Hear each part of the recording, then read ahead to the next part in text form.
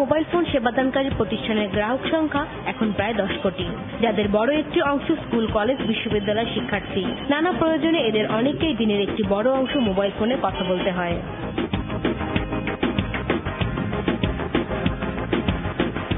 আগে কল রেটটা বেশি ছিল, যার কারণে আমরা টাকার কথা মাথায় রেখে কথাগুলো, ইম্পর্টেন্ট কথাগুলো জাস্ট হ্যাঁ এটা হবে, এটা করবো, এইভাবে বলে শেষ করতাম। এখন যেহেতু কল রেটটা কমে গেছে, সেক্ষেত্রে আমরা ওই ঘটনাটা ডিটেলস বলতে চাই। মোবাইল ছাড়া আসলে চলে না।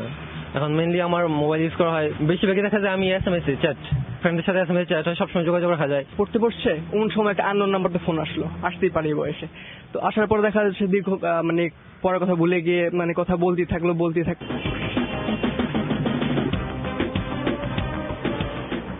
রাজধানীর কয়েকটি শিক্ষা প্রতিষ্ঠানে 300 ছাত্রছাত্রীর ওপর করা গবেষণায় দেখা গেছে ব্যক্তিগত মোবাইল ফোন আছে 186 জনের, 4টির বেশি সিম ব্যবহার করেন 27 জন, 3টি করে সিম 129 জনের, আর 2টি সিম 144 জনের।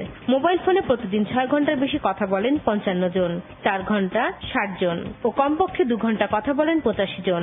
কথা বলতে বলতে প্রেম হয়েছে 150 জনের, আর বিকৃত আলাপ করেন 84 জন। গবেষণা থেকে এটি স্পষ্ট যে তরুণ প্রজন্ম ফোন আলাপনকে বিনোদনের অন্যতম মাধ্যম হিসেবে বেছে নিয়েছে।